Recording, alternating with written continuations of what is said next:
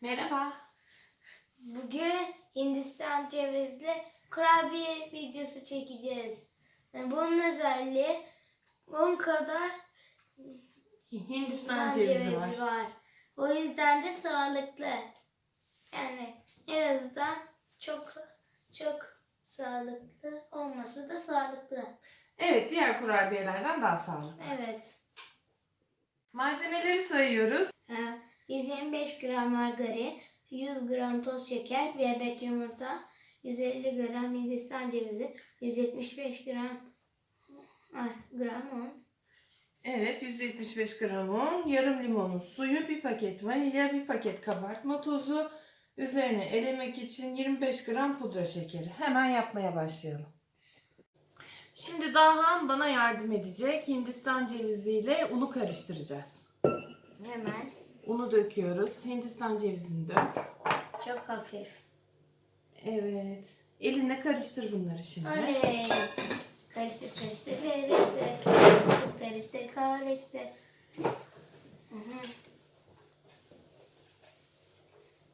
5 yıl önce de böyle şeyler yapıyordum. Evet. Karıştı mı iyice? Sanırım ama biraz Tamam, böyle ver bakalım. için. Şimdi bunun ortasını havuz gibi açacağız ve bütün malzemeyi ortasına koyacağız. Bütün ne varsa.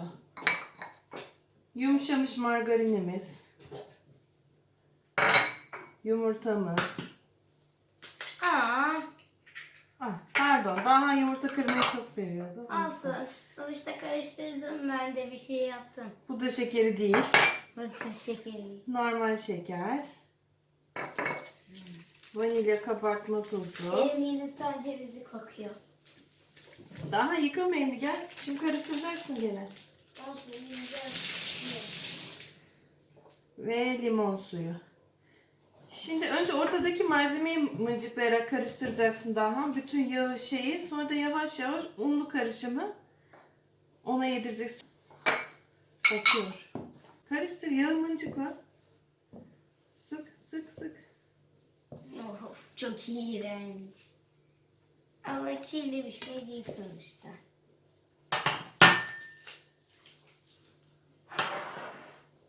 Ne zaman bitiyor bu ortaya? Ben yapayım mı Dahancığım? Bırak sen. Git ellerini yıka sen. Dahan yağdan huylandı. Hadi git ellerini yıka. Ne yapıyorsun?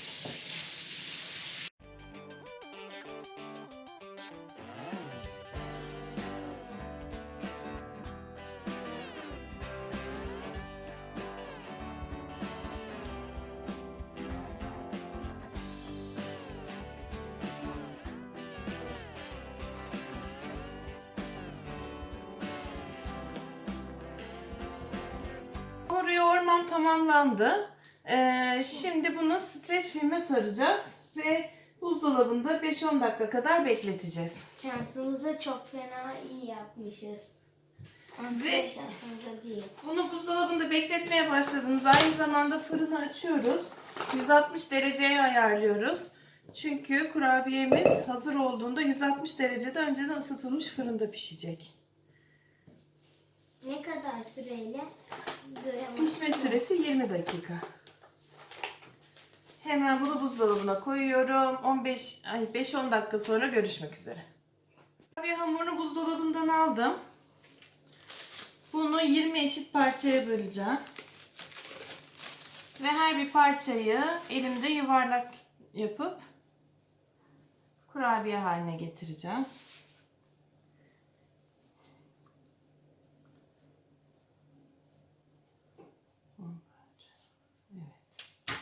Yani şöyle yaptım. 4 eşit parçaya böldüm. Sonra her bir parçasından da 5'er tane çıkarırsam 20 eşite bölmüş olacağım. Elde yuvarlayarak koyuyorum. 1,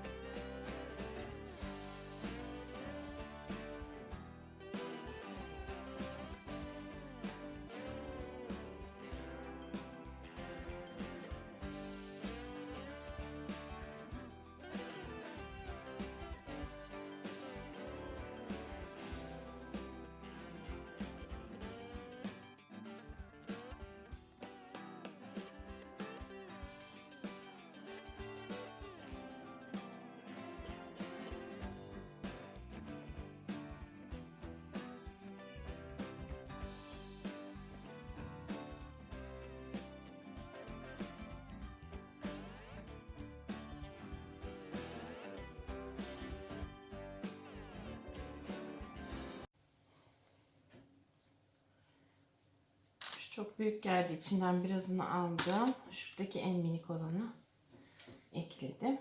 Şimdi bunlar pişirmeye hazır. Ama isterseniz elinizde varsa bunların üstünü böyle bastırıyorsunuz. Baş parmakla. Kiraz şekerlemesi ya da fındık, fıstık, badem tarzı şeyler koyabiliyorsunuz. Bakayım bende var mı? Örnek olarak 2 tane fıstık buldum. Fıstığı ben çok yakıştırmadım ama sadece örnek olarak koyuyorum. Şöyle. Buralarına fındık, fıstık, badem, kiraz şekerlemesi gibi şeyler koyabilirsiniz bastırıp şu şekilde. Ben boşken seviyorum açıkçası. Badem olsa severdim. Şu an evde bademim yok. Böyle. Şu anda fırına sürmeye hazır. 20 dakika 160 derecede pişecekler. Sonradan tesadüfen eşim fındık almış.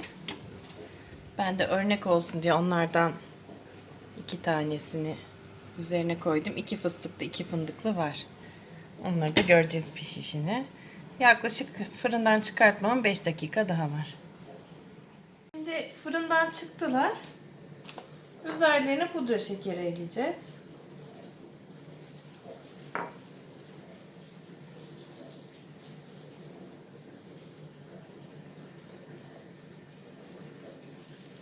Evet, şu anda servise hazır durumdalar.